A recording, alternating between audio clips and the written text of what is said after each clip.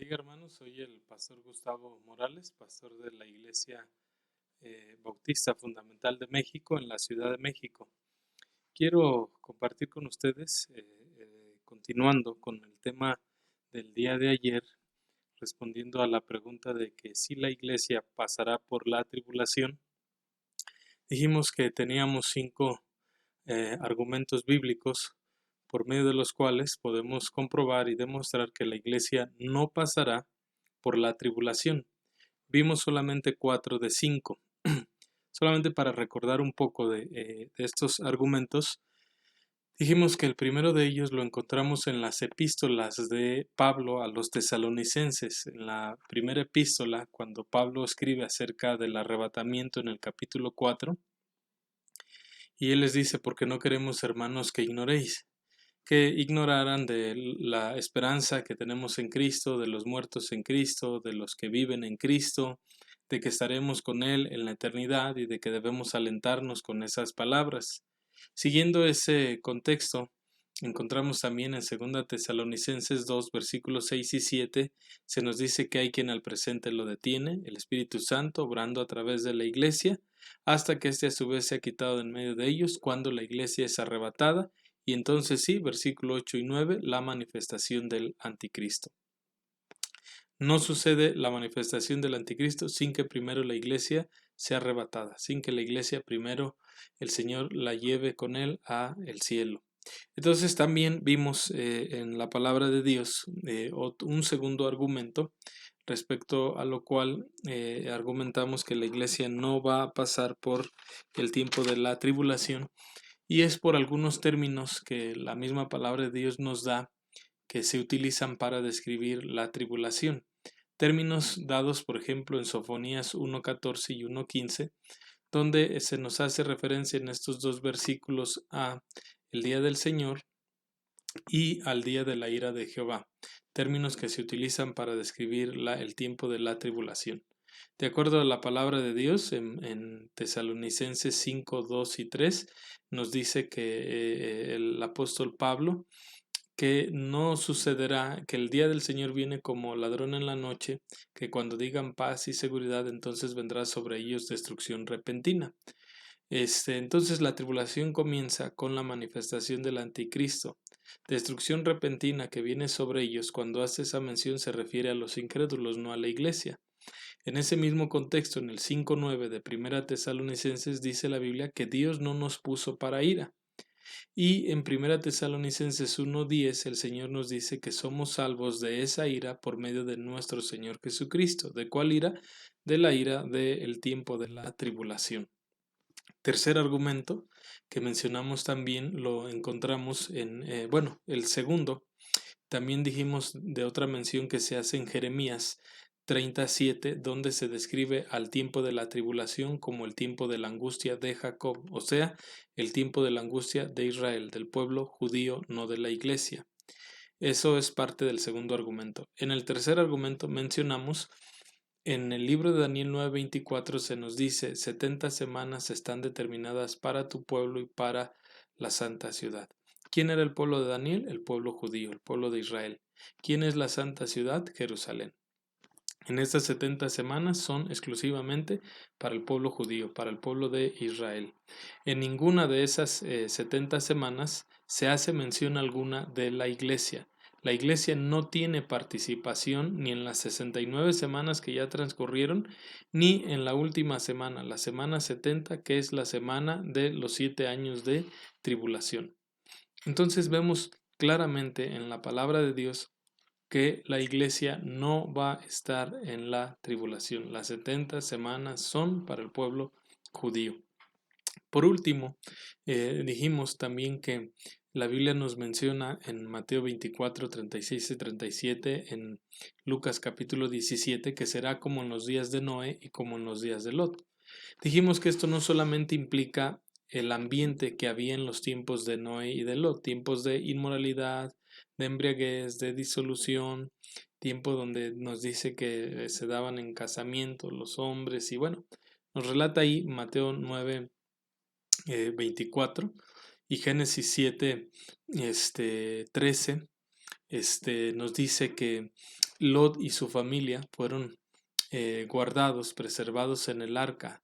Noé, no Lot, Noé fue guardado junto con su familia en el arca, con su esposa, sus hijos, sus nueras.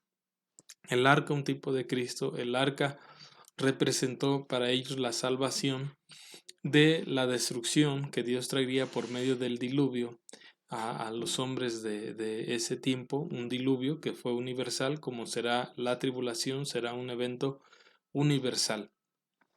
Vemos también con Lot que antes de que el Señor hiciera llover fuego y azufre sobre Sodoma y Gomorra, Lot fue avisado por los ángeles y fue sacado también por ellos y puesto a salvo. Entonces, de la misma manera concluimos que tanto Noé como Lot fueron preservados por Dios de la destrucción que vendría. De la misma manera la iglesia será guardada de esa destrucción. La iglesia no pasará por la tribulación.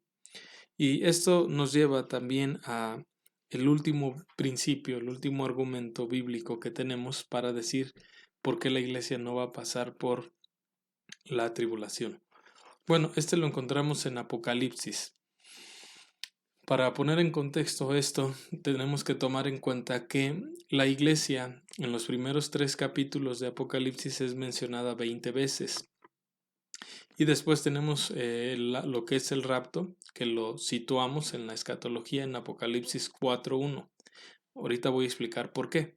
Entonces, vamos a decir que la iglesia está solamente en los primeros 4 capítulos de Apocalipsis.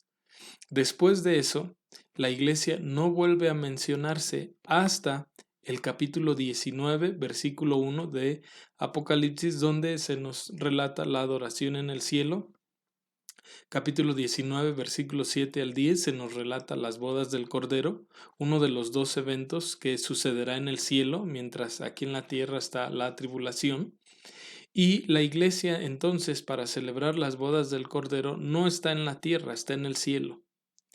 Vemos también ahí mismo en Apocalipsis 19, versículo 13, se nos dice de un jinete montado en un caballo blanco, que su nombre es fiel y verdadero, el verbo también se nos dice ahí.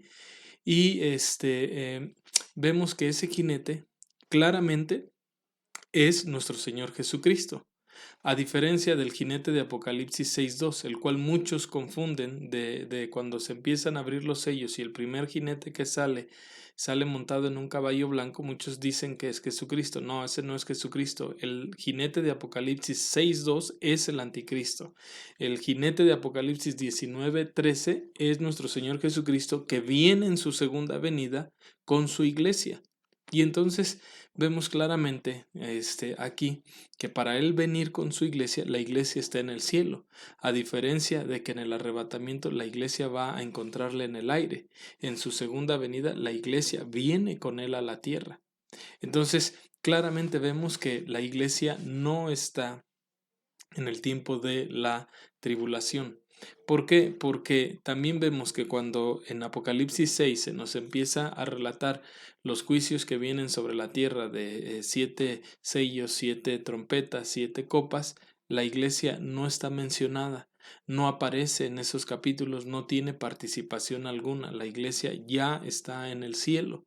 Entonces claramente vemos aquí que en la secuencia, en el orden de los eventos que Juan nos describe sobre los juicios para esta tierra y para la humanidad, la iglesia no está. Entonces también un argumento contundente que tenemos lo encontramos en el capítulo 4, versículo 1 de Apocalipsis, que dice: después de esto miré y aquí una puerta abierta en el cielo, y la primera voz que oí, como de trompeta, hablando conmigo, dijo: sube acá y yo te mostraré las cosas que sucederán después de estas. Interesante es que Juan nos dice que la primera voz que él escucha en el cielo es una voz como de trompeta. ¿Qué tiene que ver esto con el arrebatamiento? Mucho. Si consideramos lo que la palabra de Dios también nos dice en 1 Corintios, capítulo 15, 1 Corintios 15, donde Pablo nos dice en el versículo 51 de 1 Corintios 15:51, describiéndonos acerca del arrebatamiento, también dice: He aquí os digo un misterio, no todos dormiremos, pero todos seremos transformados. ¿Cuándo? ¿Cómo? Dice: en un abrir y cerrar de ojos, a la final trompeta, porque se tocará la trompeta y los muertos en Cristo resucitarán, los muertos serán resucitados incorruptibles y nosotros seremos transformados. Note esto, que los muertos en Cristo serán resucitados incorruptibles y nosotros, o sea, los que estamos vivos, los creyentes en Cristo, seremos transformados. Pero ¿cuándo sucederá esto? A la final trompeta. Juan dice que la primera voz que oyó en el cielo era una voz como de trompeta. Antes de que se le dijera a Juan, sube, primero escucha esa voz como de trompeta en el cielo. Interesante, Pablo dice que después de la final trompeta, los muertos serán resucitados incorruptibles y nosotros seremos transformados. Todo esto es muy similar también a lo que Pablo nos relató en Primera Tesalonicenses, capítulo 4, el versículo 16, hablándonos acerca del arrebatamiento y cómo será y el orden en que se llevará a cabo, y nos dice en Primera Tesalonicenses 4:16, porque el Señor mismo, con voz de mando, eso quiere decir que es una orden militar, una voz de autoridad.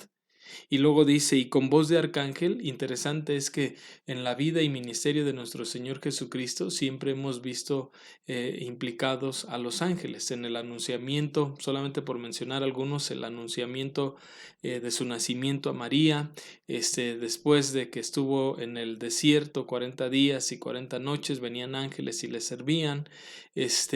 Cuando él en la tumba, cuando resucitó, cuando ascendió, los varones que le dijeron: varones galileos, ¿qué hacéis mirando al cielo? Este mismo Jesús, así como le habéis visto ir al cielo, así vendrá otra vez a vosotros. Y no es la excepción que en el arrebatamiento también tengan participación los ángeles. También nos dice ahí, con voz de mando, con voz de arcángel y con trompeta de Dios, denotando esa voz de trompeta, un llamamiento urgente, un llamamiento prioritario. Entonces, vemos el mismo orden, que después de que se toca esa trompeta, nos dice entonces que los muertos en Cristo resucitarán primero. Pablo dijo que los muertos serán transformados incorruptibles. Luego dice nosotros, dice aquí en el versículo 17, luego nosotros los que vivimos, los que hayamos quedado, seremos arrebatados juntamente con ellos en las nubes. En Corintios también, el capítulo de 1 Corintios 15:52, nos dice que y nosotros seremos transformados. Entonces es el mismo orden, primero los muertos en Cristo, luego los que vivimos. ¿Después de qué? De que la trompeta se haya tocado. Después de que se le dice a Juan que suba al cielo, después de que oyó una voz como de trompeta en el cielo. Entonces es interesante, ¿verdad? Si vemos estos tres pasajes, que aquí en Apocalipsis vemos en el capítulo 4, versículo 1, el arrebatamiento de la iglesia después de que se oyó esa voz como de trompeta. Ya no se vuelve a mencionar, reiteramos eso, hasta el capítulo 19, versículo 1, la adoración en el cielo. Entonces claramente vemos que la iglesia no va a pasar por el tiempo de la tribulación. La iglesia se va antes de que la tribulación comience. Es una promesa que el Señor Jesucristo nos ha hecho, nos ha dado en su palabra. Tenemos las bases para confiar en esa promesa. Tenemos las bases para poder estar tranquilos, sabiendo que el día que esto vaya a llegar a su fin, la iglesia ya está en el cielo con Él. No debe darnos miedo su venida, no debe asustarnos, no debe preocuparnos en el sentido de tener terror.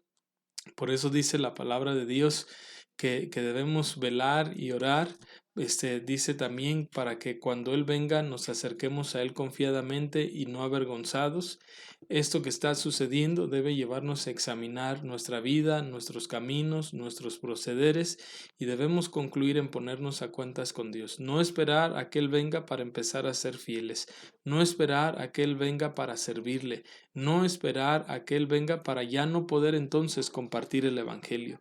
Mientras todavía Él no nos llame a su presencia o no venga por nosotros, debemos permanecer firmes y constantes, creciendo en la obra del Señor siempre, como dijo Pablo, sabiendo que vuestro trabajo en el Señor no es en vano, compartiendo el Evangelio, congregándonos fielmente. Ahorita tenemos una pausa en eso, pero eso no implica que aún seamos fieles. Muchos aún en los servicios virtuales aún se conectan tarde todavía.